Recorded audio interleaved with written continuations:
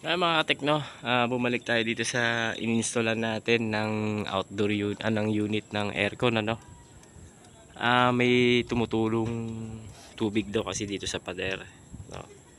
Baka daw kasi tinamaan natin yung linya ng tubig. Kung makikita niyo, puti na yan. Yan, pumunta niya kasi dito. So kung mapapansin niyo, 3 inches mula dun sa may tiles yung layo. So ito yon, ito. So kung susundan natin, dito yung tama na, dito dapat takbo ng 5. Ang dynabolt natin is dito. Makikita nyo yung marka. Minarkahan ko kasi bago tibagin to dito. So makikita natin wala naman tayong tinamaan na pipe. Wala rin tayong tinamaan na pipe sa taas kasi may guhit tayo. Yun yung marka ng dynabolt natin dito. Pero kung titingnan talaga natin, hindi naman malakas yung tubig. Kasi kung butas talaga yung tubo na ito, dapat continuous yung patak na tubig dito. So meron tayong nakikita katas-katas, ayan o. Katas-katas, pero hindi dito galing sa taas. Kasi ito yung, dito yung ano natin kung makikita nyo yung marka na yon, yan yung lapis. Dito yung ano natin, dito yung dynabolt natin.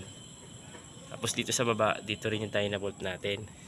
So sinisigurado lang natin, syempre install natin to kung mangyayari na tayo yung nakatama dun sa tubo, tayo yung may responsibilidad na mga katek. So i-share ko lang tong mga ganitong scenario, syempre para na rin sa mga nag-i-install ng mga aircon unit sa mga bagong ginagawang bahay. Kalimitan kasi talaga yung mga tubo, pag halimbawa second floor, third floor yung bahay, 2 story, 3 story, mga tubo kasi niyan, lalong lalo na pag late na yung tubero, hindi na nila nababaon sa may pinaka hollow blocks, doon na lang sa ibabaw ng hollow blocks, o kaya na finishingan na, tapos mag-grinder sila, doon lang ipapatong yung pinaka pulley pipe o yung mga piping ng tubig. So may chance talaga na tamaan ng mga katulad nating nag-i-install ng mga outdoor unit, no. So as of now, wala naman talaga ako nakikitang tinamaan kasi malalim na to 3 inches na halos natin. Advice lang natin, no, para sa mga kapwa natin technician. Syempre baka mangyari rin sa inyo.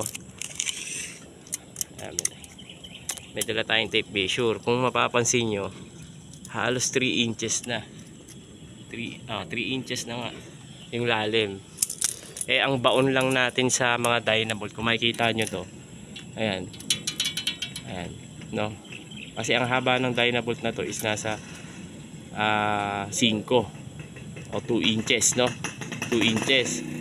So hindi mo naman may babaon lahat yan ang may babaon mo lang dyan kalimitan 1.5 inches o 2 inches, pero tayo dito 1.5 na baon natin.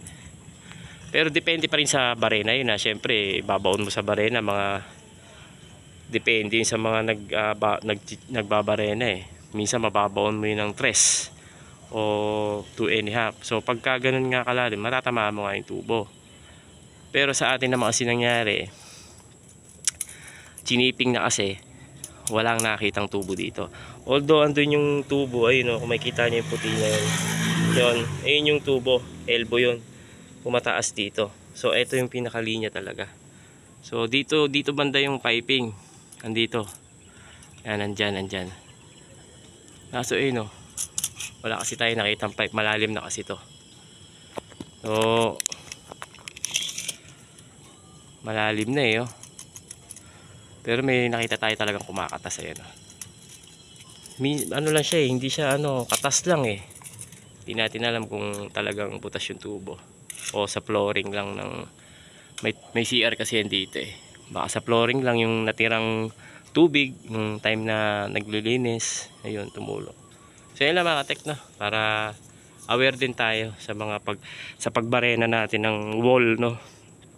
Mas maganda tatanungin natin yung mga gumagawa kung saan ba banda yung tubo na ilagay para maagapan natin, maiwasan natin na maaga. Katulad nito, syempre wala man tayo nakitang tubo dito, at least na sure natin na hindi sa atin yung problema. So yun lang mga katek, no, maraming salamat.